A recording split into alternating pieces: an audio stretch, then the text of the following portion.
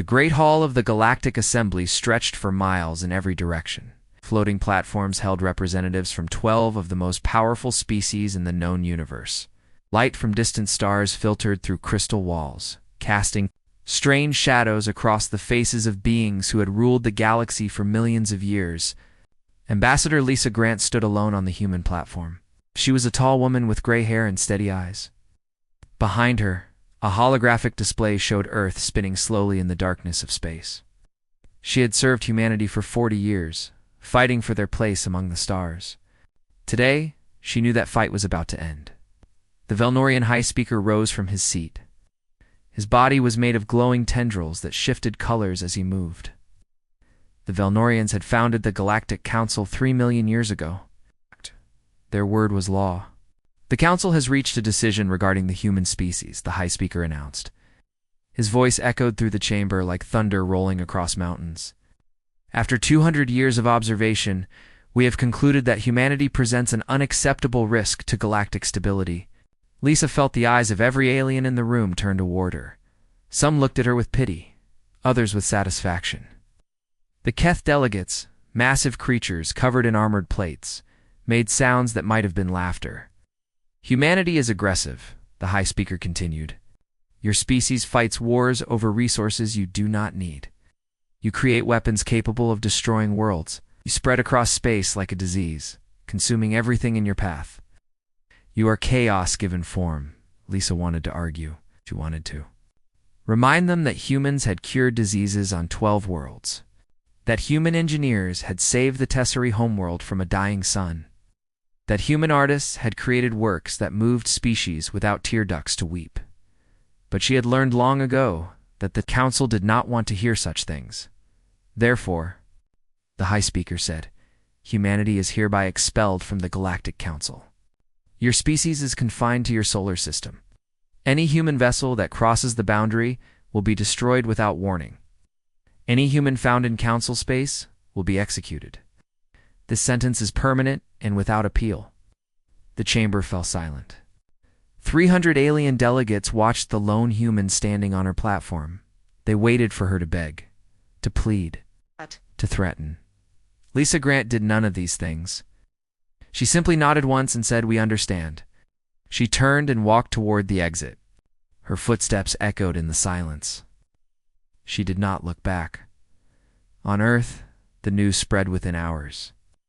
People gathered in the streets watching massive screens that showed the assembly recording. Some wept, others screamed in anger. Many simply stood in shocked silence, trying to understand what had happened to their future. President Daniel Hayes addressed the world from the steps of the United Nations building in Geneva. He was a young man, only 50 years old, with dark skin and a voice that carried authority. Today we have been told that we are not worthy of walking among the stars, he said. Today we have been told that our passion is a flaw, our determination is a threat, our very nature is a disease. Today, the Galactic Council has made the greatest mistake in their 3-million-year history. The crowd before him grew quiet. Billions more watched from their homes. They have underestimated humanity, Hayes continued. Every empire that has tried to cage us has fallen. Every force that has tried to break us has shattered. We have survived ice ages and plagues and wars that nearly ended our species. We have climbed from caves to the stars through nothing but our own will and determination. He paused, looking directly into the cameras that broadcast his image across the world.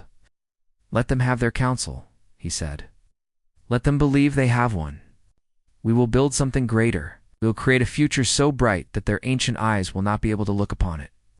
And when we return to the stars, it will not be as beggars seeking scraps from their table. It will be as equals, or as conquerors. The choice will be theirs. In the weeks that followed, humanity turned inward. The great colony ships that had been spreading human settlements across nearby systems were recalled. Research stations beyond the solar boundary were abandoned. For the first time in 2 centuries, every human in existence lived within the same solar system, but they were not surrendering. They were preparing. Admiral Kevin Torres received his new orders in a secure bunker beneath the surface of Mars. He was an old soldier, scarred by conflicts on 3 worlds. He had expected to retire. Instead, He found himself leading the most important military project in human history. Project Prometheus had been a theoretical concept for decades. The idea was simple. Use every piece of technology humanity had acquired from the Council, combine it with human innovation, and create something entirely new. Something the Council could never anticipate. The Council species had given humanity what they considered harmless scraps: basic fusion reactors, simple communication systems, outdated shield designs from ships that had been obsolete for 100,000 years. They had done this to keep humanity dependent, to ensure that the young species could never truly threaten their dominion. They had no idea what humans could do with scraps. Dr. Maria Santos ran the physics division at Titan Research Station. She was a small woman with wild hair and eyes that seemed to see through solid matter. When she looked at Council technology, she did not see finished products. She saw starting points. They built their systems for elegance, she explained to her team on the first day of the new era. They wanted perfection, stability. They created technology that would work the same way for 1,000,000 years because change frightened them. We are going to take a different approach. She smiled, and there was something dangerous in that smile. We are going to build things that should not be possible. We are going to break every rule they taught us. And when we are done, we are going to show the galaxy what happens when you try to cage a species that refuses to be caged. Across the solar system, similar scenes played out. Engineers who had been building patrol boats began designing warships. Scientists who had been studying alien biology began searching for weaknesses. Teachers who had been preparing children for lives of peaceful coexistence began telling new stories. Stories of struggle, stories of survival, stories of victory against impossible odds. The exile had begun. The boundary sensors watched Earth's solar system with cold electronic eyes, waiting to destroy any vessel that tried to escape. But inside that prison, humanity was changing, growing, evolving, and somewhere in the depths of the Titan Research Station, Dr. Maria Santos looked at an equation that should have been impossible and began to laugh. The Council had made a terrible mistake. They had given humanity time. They had given humanity motivation. And they had given humanity just enough knowledge to be dangerous. The stars would remember this day. The day the Galactic Council created its own doom. 100 years passed in silence. The Galactic Council checked their boundary sensors from time to time, noting with satisfaction that no human vessels attempted to escape. The young species had accepted their punishment, just as the Council had predicted. Some delegates even suggested that humanity might have collapsed entirely, falling into the civil wars that primitive races often experienced when cut off from galactic civilization. They could not have been more wrong. Inside the solar system, humanity had transformed itself in ways the Council could never have imagined. Every human alive dedicated themselves to a single purpose. Not revenge, not escape. Something far more ambitious. They were building the future. Dr. Samuel Price stood in the main laboratory of the Venus orbital platform, watching his team complete the final tests on humanity's first singularity reactor. The device was small enough to fit in his hand, yet it produced more energy than the Council's largest power stations. The Council gave us fusion technology from their ancient history, Price explained to the young scientists gathered around him. They thought it was harmless, because they had moved beyond it millions of years ago. They never considered that we might find a different path forward. He activated the reactor. Light brighter than the sun filled the chamber for a brief moment, then stabilized into a soft glow. They walked one road to power, Price said. We found another. Ours is better. Across the solar system, similar breakthroughs were happening every day. Engineer Catherine Bell led the team that developed quantum communication networks. The Council used faster-than-light signals that could cross the galaxy in days. Humanity created instant communication across any distance. A message sent from Earth reached receivers on Pluto at the exact same moment it was transmitted. The Council's species have had millions of years to develop their technology, Bell told her engineers. They refined and perfected what they had. They made it elegant and efficient and exactly the same as it was 1,000 generations ago. We do not have the luxury of millions of years. So we will do in 1 century what they could not do in 10,000. The military transformation was even more dramatic. Admiral Patricia Cole took command of the Human Defense Force on her 60th birthday. She was the granddaughter of Kevin Torres, the first commander of Project Prometheus. She had spent her entire life preparing for a war that everyone hoped would never come. Her executive officer, Commander Gary Newman, presented the Fleet M manifest at their first official meeting. The numbers were staggering. 1,200 capital ships, Newman reported. Each one carries weapons that can crack a planet in half. 4,000 cruisers with shields that can withstand anything the Council has ever built. 15,000 destroyers fast enough to cross the solar system in minutes. And the Vanguard-class carriers, Cole nodded slowly. The Council's entire combined fleet numbers around 2,000 vessels. Most of them are ceremonial. They have not built a true warship in 10,000 years. They've forgotten what conflict looks like, Newman said. We will remind them.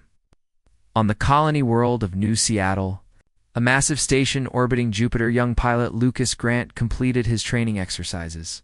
He flew fighters that moved like thoughts, responding to his commands before he even finished forming them. His instructors told him he was the best pilot in human history. Lucas did not care about being the best. He cared about something else entirely. His great-grandmother had been Lisa Grant, the ambassador who stood alone before the Council on the day of exile. She had died 20 years ago, never seeing the stars beyond the solar system again. Lucas had grown up on stories of that day. Stories of how she had stood with dignity while 12 species pronounced humanity unworthy. He would make them regret those words. The research divisions continued their work in secret. Dr. Ellen Perry led a team of 300 scientists in the deepest levels of a facility hidden inside an asteroid in the belt between Mars and Jupiter. They were developing the weapon that would ensure humanity never faced exile again. They called it the Cascade Nullifier. The Council species all use the same basic technology, Perry explained to her team. They share everything with each other. Their shields, their weapons, their engines all work on the same fundamental principles. They have done this for millions of years because they trusted each other completely. She brought up a holographic display showing the structure of Council technology. We are going to use that trust against them. The Cascade Nullifier broadcasts a specific quantum frequency that disrupts any technology based on Council designs. One ship carrying this device can disable an entire enemy fleet in seconds. A young scientist raised her hand. What about our own technology? Will it affect us? Perry smiled. Our technology is not based on Council designs. We threw away their blueprints decades ago. We built everything from scratch, using principles they have never seen. When the Cascade Nullifier activates, their ships will become dead metal floating in space. Ours will be completely unaffected. The decades continued to pass. Children grew up and had children of their own. The first generation to be born after the exile grew old and passed away. New generations rose who had never known any life, set preparation for the day humanity would return to the stars. Education changed completely. Every child learned science and engineering alongside reading and mathematics. Every teenager spent time in military training not because humanity wanted soldiers, because they wanted citizens who understood sacrifice and discipline. Every adult contributed to the great project in whatever way they could, and slowly, quietly, the fleet grew. Admiral Cole reviewed the final status reports on the day before her 95th birthday. The century of preparation was almost complete. We are ready, Newman told her. He was old now, too, his hair white and his movements slow.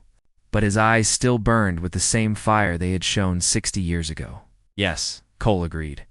We are ready. But we will not strike first. That is not who we are. Then how will it begin? Cole looked out the window of her command center at the stars beyond. Somewhere out there, the Council believed humanity was broken, defeated, forgotten. We will wait for them to give us a reason, she said. And they will. Species that powerful always grow careless. They will do something that justifies our response. And when that day comes, the galaxy will learn what humanity has become. She paused, and a smile crossed her aged face. They exiled us because they feared what we might become. They should have destroyed us instead, because what we have become is beyond anything they could have imagined in their worst nightmares. The silent century was ending. The boundary sensors continued their watch. Seeing nothing but empty space around a quiet solar system, they had no idea that behind that silence, the greatest military force in galactic history was waiting, preparing, growing, hungry. The stars would soon remember why humanity had once been feared. The distress call came on a quiet morning from the edge of Council Space. A Keth Dominion mining colony had detected something impossible. Ships were approaching from the direction of the forbidden zone around humanity's solar system. But these were not the primitive vessels the Council remembered. These were monsters of metal and light, each one larger than anything the galaxy had seen in a million years. Unknown configuration, the colony administrator reported, his armored voice trembling. They are not responding to communication attempts. They are enormous. Request immediate military assistance. The Council dispatched a response fleet of 30 warships. The Velnorian commander, a veteran named Thelkar, was confident that whatever pirates or rogue elements had appeared could be easily destroyed. His ships had crushed rebellions on 100 worlds. They had maintained galactic peace for longer than most species had existed. They had never faced humans. The human First Expeditionary Fleet waited in perfect formation near the mining colony. Admiral Stephen Hart stood on the bridge of the HSV Defiance, watching the Council vessels emerge from their faster-than-light jumps. His crew moved with calm efficiency around him, each person exactly where they needed to be. 30 ships, his tactical officer reported. Standard Council configuration. Weapons are charging. Hart nodded. Open a channel. Lieutenant Diana Ross, the communications officer, activated the broadcast system. Her fingers moved across controls that looked nothing like anything the Council had ever designed. Attention Council Fleet, Hart announced. His voice carried across space to every ship in the system. This is Admiral Stephen Hart of the Human Star Navy. We have secured this system in accordance with our new territorial claims. You will withdraw immediately. For a long moment, there was only silence. Then Thelkar's response came, filled with disbelief and contempt. Humans, you were exiled. You are forbidden from leaving your system. Your presence here is a violation of galactic law. Stand down and prepare to be escorted back to your boundaries. If you resist, you will be destroyed. Hart looked around his bridge at his crew. Young men and women who had trained their entire lives for this moment. Descendants of the exiled. Children of a species that had been told it was not worthy of the stars. We do not recognize those boundaries anymore, Hart said. Thelkar's response was immediate. All ships, weapons free. Destroy the human vessels. 30 Council warships opened fire. Energy beams that could cut through mountains lanced across space toward the human fleet. Missiles designed to crack planetary crusts screamed through the void. None of them reached their targets. The human shields absorbed every attack without flickering. The energy simply disappeared, converted into power that fed back into the ship's reactors. The missiles were caught by point defense systems so fast that Council sensors could not even track them. They are not damaged, a Keth officer reported, his voice confused. Our weapons have no effect. This is impossible. Hart watched the Council fleet continue their useless assault. He felt something that might have been pity. These beings had ruled the galaxy for millions of years. They had no idea how far behind they had fallen. Activate the Cascade Nullifier, he ordered. Deep in the Defiance, a device smaller than a human fist began to pulse. It broadcast a signal across every frequency known to galactic science. The signal was harmless to human technology. But to anything based on Council designs, it was death. Every Council ship went dark at the same moment. Shields failed. Weapons powered down. Engines stopped. Life support switched to emergency reserves that would last only a few hours. In 60 seconds, 30 advanced warships became 30 coffins drifting through empty space. On the bridge of Thelkar's flagship, Emergency lights cast red shadows across terrified faces. The Velnorian commander tried to activate his communication system, but nothing responded. His ship was dead. A human shuttle approached his vessel. Soldiers in armor that seemed to drink light entered through an airlock they cut open with tools the Council had never seen. Hart's voice came through speakers, powered by a portable human generator. Crews will be returned safely, too. Council space, the Admiral announced. Your ships will be kept as war prizes, but you will carry a message to your masters. Thelkar found his voice. What message? Humanity is no longer asking for a seat at the table. We are building our own table. Any species that wishes to join us in mutual respect and cooperation is welcome. Any species that attempts to confine us again will learn why we were feared in the first place. The Council crews were transported to the mining colony and left with enough supplies to survive until rescue arrived. The 30 dead warships were towed back to human space for study. News of the incident spread across the galaxy faster than any ship could travel. The Council convened an emergency session, their first true crisis in thousands of years. They have a pawns we cannot understand, a Solari delegate reported. Technology that should not exist. Their ships are faster, stronger, and more numerous than anything we possess. The Velnorian High Speaker refused to show fear. They are still humans. Still the same aggressive, chaotic species we exiled a century ago. We will gather our full forces and crush them. But other voices disagreed. On Earth, President Maria Gonzalez addressed the unified human government. She was a grandmother now, but her voice still carried the strength of her ancestors. We do not want war, she said. We never did. Humanity has always reached for connection, for understanding, for friendship with other beings. The Council denied us that chance 100 years ago. They called us dangerous because we were different. They called us chaotic because we changed while they stayed the same. She paused, looking at the cameras that broadcast her image to every human in existence. We will not be caged. We will not be diminished. We will not be afraid. But we will also not become what they accused us of being. We will offer peace to any species that wants it. We will extend friendship to any being who reaches back. And we will build a future where no species is exiled simply for being what they are. Within weeks, the first cracks appeared in the Council's unity. The Solari Confederation sent a secret message to Earth, requesting a private diplomatic channel. They were scientists and artists, and they had always felt uncomfortable with the Council's rigid rules. The humans intrigued them. Then the Mori Republic made contact. Then the Tesseri. Then 6 other species who had grown tired of being told that change was forbidden. Progress was dangerous.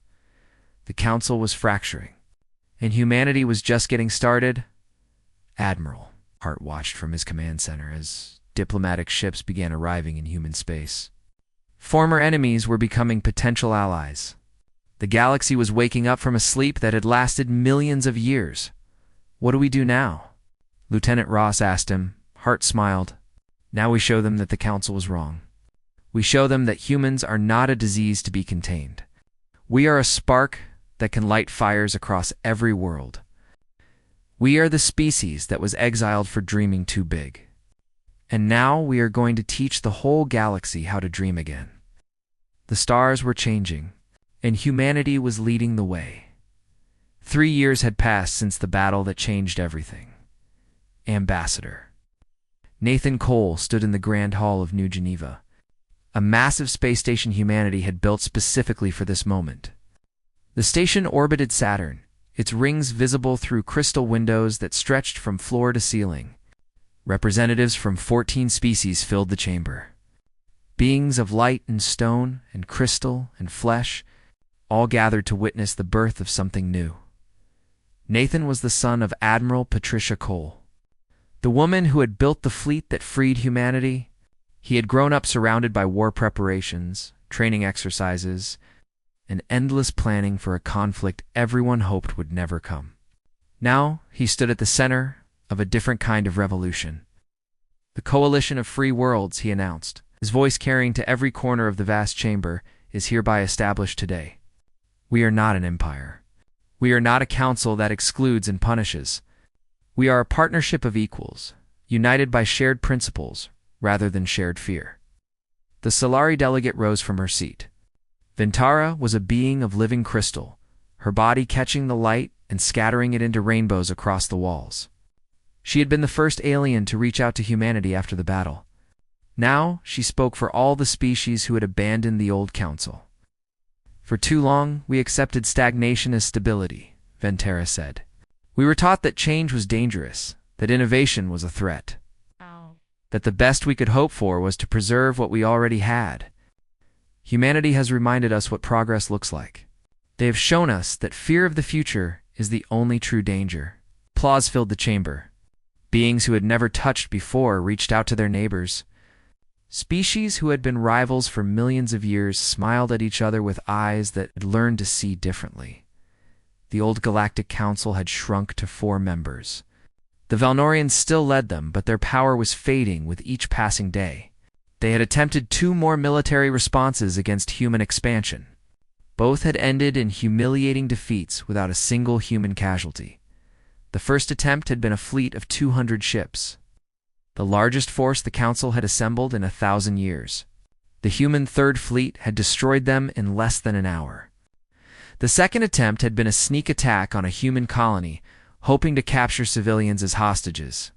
Colonel Ryan Peters and his ground forces had been waiting. Not a single alien soldier survived. But humanity's greatest victories were not happening on battlefields. Lieutenant Commander Sandra Lee commanded the carrier group that broke the blockade of the Tessari homeworld. The Tessari had been under Valnorian protection for 8,000 years, which meant they had been prisoners for 8,000 years. When human ships arrived, the Tessari wept with joy. Their children had grown up hearing stories of a species that had refused to submit. Now those stories were saving their world. On Mori Prime, the Human Liberation Force discovered something that changed everything. The Mori had once been a creative species, producing art and music that had moved the entire galaxy. The Council had decided that such creativity was destabilizing. For 10,000 years, the Mori had been forbidden to create anything new. Their greatest artists had been executed. Their most beautiful works had been destroyed. Colonel Peters walked through the ruins of a Mori museum, looking at empty frames where paintings had once hung. A young Mori child followed him, her large eyes filled with questions she had never been allowed to ask. Why did they do this? She asked. Peters knelt beside her. Because they were afraid? They were afraid of what you might become. They were afraid that if you kept creating new things, you might create something that would change everything. Is that bad? No, Peters said. That is the most beautiful thing any species can do. And now you are free to do it again. The child smiled, and Peters felt something shift in his heart. This was why they had fought. This was why humanity had spent a century building weapons and training soldiers. Not for conquest. Not for revenge. For this moment, when a child could smile at the thought of a future full of possibilities. Dr. Henry Adams had spent decades studying why the Council species had stopped growing. He was humanity's leading expert on alien cultures, and his findings were revolutionary. The Council created a galaxy-wide paralysis, Adams explained to the Coalition Assembly. They taught every species that the best they could be was what they already were. Innovation was dangerous.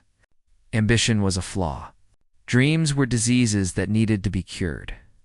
Species capable of greatness were turned into shadows of what they could have been. He brought up images of the galaxy before the Council's rise. Countless civilizations reaching for the stars. Art and science and philosophy blooming on 1,000,000 worlds. Then the Council established order, Adams continued. And order became control. And control became suffocation. For 3 million years, the galaxy has been slowly dying. Its greatest minds taught to think small, its boldest spirits broken into submission. Wait. He paused. Looking at the alien delegates who listened with growing understanding, humanity does not succeed because we are smarter or stronger than other species. We succeed because we never stop trying. We fail, and we learn from our failures. We adapt to challenges instead of running from them. The Council taught its members to stop taking risks. We are teaching the galaxy to dream again. The effect was immediate and powerful. On Silurai Prime, young scientists began publishing research papers that challenged long-held assumptions about physics. Their elders were shocked, but the young ones did not care. They had met humans who questioned everything. They wanted to be like them. The Keth Dominion had been fierce warriors before the Council tamed them. Now, their young people began training again, not for war, but for the challenge of pushing their bodies and minds to their limits. They organized competitions that had been forbidden for millennia. They laughed and struggled and failed and tried again. Tessari artists created works that shocked and delighted.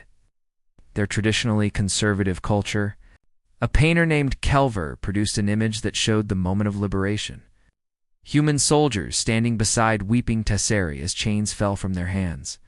The painting spread across the galaxy within days. The remaining council members watched their influence crumble. Everything they had built over 3 million years was dissolving like morning mist in sunlight. The Velnorians sent one final message to Earth. The High Speaker himself spoke, his glowing tendrils dark with anger and fear. "You are destroying galactic civilization," he declared. "You are unleashing chaos that will consume everything. We demand that you cease corrupting the species under our protection. Return to your boundaries and accept your place in the order of things." President Luis Ramirez read the message with his cabinet gathered around him. He was a quiet man who preferred books to speeches, but his response would echo through history. "We will send a simple reply," he said. The message that reached the council contained only 4 words: "Come and stop us." They never did. The coalition continued to grow. Species that had forgotten how to hope beg and to remember. Worlds that had been silent for thousands of years began to sing again. And at the center of it all stood humanity, not as rulers or conquerors, but as teachers and friends. Ambassador Nathan Cole watched the sunset through the windows of New Geneva as the first coalition session ended. 14 species had signed the founding charter. More would follow. "What happens now?" Ventara asked him. Nathan smiled. "Now we build something the galaxy has never seen. A civilization based on growth instead of stagnation. On cooperation instead of control. On the simple belief that every species deserves the chance to become whatever they dream of being. The Council will fight this. The Council has already lost. They just do not know it yet." The stars burned bright beyond the windows, and for the first time in millions of years, they looked like hope instead of prison bars. 200 years had passed since the exile. The galaxy that Ambassador Lisa Grant had known no longer existed. The Galactic Council survived only in history files and museum displays. The coalition of free worlds had grown to include 47 species, spreading across a region of space so vast that light itself took centuries to cross it. Admiral Christina Hayes stood at the memorial on Luna, Earth's ancient moon.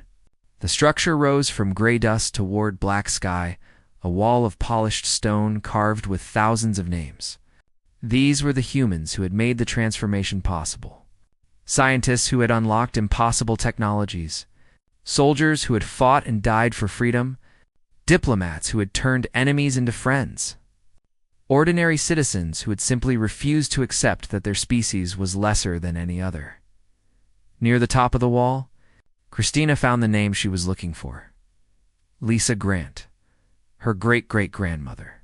The ambassador who had stood alone before 12 species and accepted exile with dignity that had become legend. "The Velnorians have requested another meeting," said Captain Derek Morrison, Christina's aide. He was a young man with serious eyes and a quick mind. They want to discuss terms for joining the coalition. Christina smiled at the irony. The species that had once pronounced humanity unworthy of galactic civilization now came begging for shelter under the same banner they had tried to destroy. "Schedule it," she said, "and make sure they are treated with respect. We are not them. We do not punish species for the mistakes of past generations." Derek nodded and stepped away to make the arrangements. Christina remained at the memorial, her hand resting gently on the stone. The Velnorian Empire had not fallen to human weapons. Their cities had not burned. Their people had not been conquered. They had simply become irrelevant. Their rigid rules and ancient traditions meant nothing in a galaxy that had learned to value change. Their citizens fled to coalition worlds by the millions, drawn by opportunity and freedom that the old empire could never provide. The proud civilization that had ruled for 3 million years had slowly, quietly withered away across the galaxy. Human influence was visible everywhere, but not in the ways the old council had feared. There were no conquered peoples, no subjugated worlds, no human governors ruling alien populations with iron fists. Instead, there were schools on 1,000 planets teaching problem-solving methods that had once been uniquely human.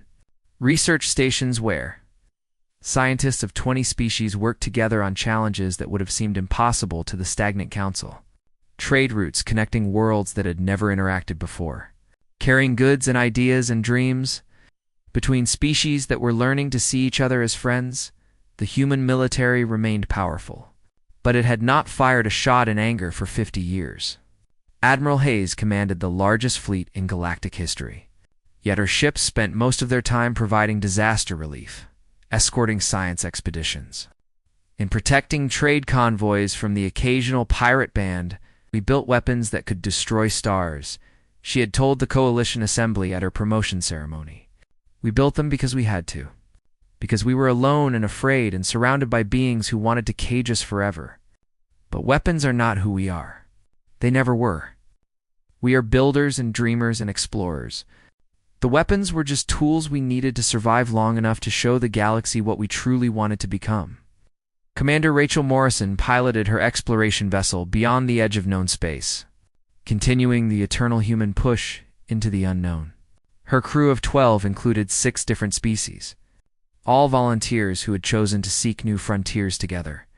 There was a Solari, scientist named Torvin, who studied stars with instruments of his own design.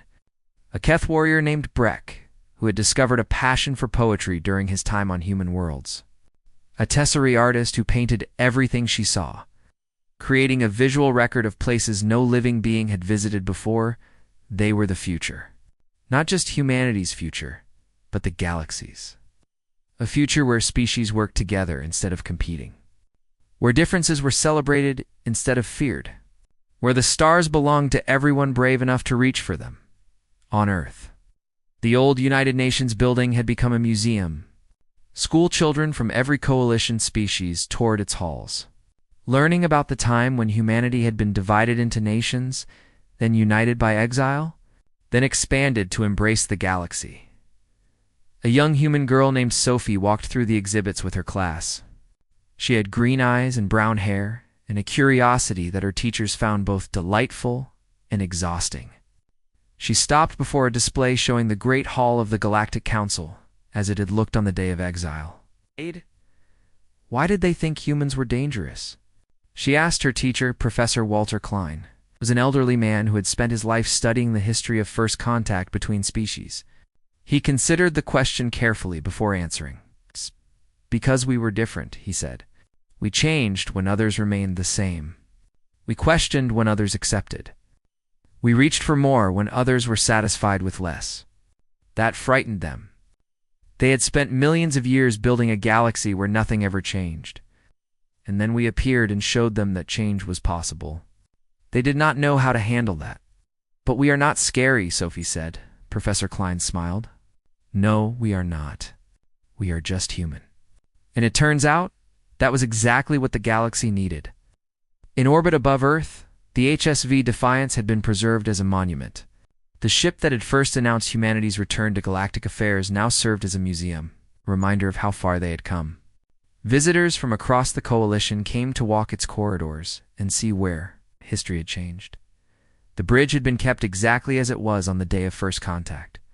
Admiral Hart's command chair still faced the view screen. Lieutenant Ross's communication station still displayed the logs from that fateful encounter. The Cascade nullifier that had disabled the Council fleet sat in a glass case, small and ordinary-looking, yet responsible for ending millions of years of stagnation. Above the main entrance, carved in stone that would last forever, were words written in every language known to the Coalition. We were exiled because they feared what we might become. We return to show them what we are. Now we walk among the stars, not as conquerors, but as friends. Not as rulers, but as equals. Not because we demanded it, but because we earned it. Admiral Hayes finished her visit to the memorial and returned to her shuttle. As she rose through Earth's atmosphere, she looked down at the blue-green world that had given birth to her species. It seemed so small from up here, so fragile, so beautiful. She thought about Lisa Grant standing alone before the council, accepting exile without pleading or threatening. She thought about Dr. Maria Santos laughing at equations that should have been impossible. She thought about Admiral Hart announcing to the galaxy that humanity had returned. She thought about all the soldiers and scientists and diplomats who'd given everything so that future generations could live free. The stars spread out before her as her shuttle cleared the atmosphere. Countless suns burning in the darkness. Countless worlds waiting to be explored. Countless species learning to dream again. "What are you thinking about?" Derek asked. Christina smiled. "I am thinking about how lucky we are. Not because we are powerful, not because we command the largest fleet in history, but because we got to be the ones who showed the galaxy a different way. We got to be the ones who proved that change is not something to fear. We got to be the ones who lit the spark." She looked out at the stars, and for a moment, she could almost see her great-great-grandmother looking back at her, smiling with pride. "They exiled us because they thought we were a disease," Christina said softly. "They were wrong. We were the cure." The shuttle turned toward the moon, toward the memorial, where thousands of names were carved in stone. Behind them, Earth turned slowly in the light of its ancient sun. Before them, the galaxy stretched out in every direction, vast and full of wonder. The stars had once seemed closed to humanity. Now they belonged to everyone, and humanity had made it so. The story was not over. It would never be over. There would always be new frontiers to explore, new challenges to face, new dreams to pursue. That was the human way, the way humanity had taught to the galaxy, and somewhere out in the darkness, beyond the edge of known space, Commander Rachel Morrison and her crew pressed forward into the unknown, carrying the torch that would never stop burning.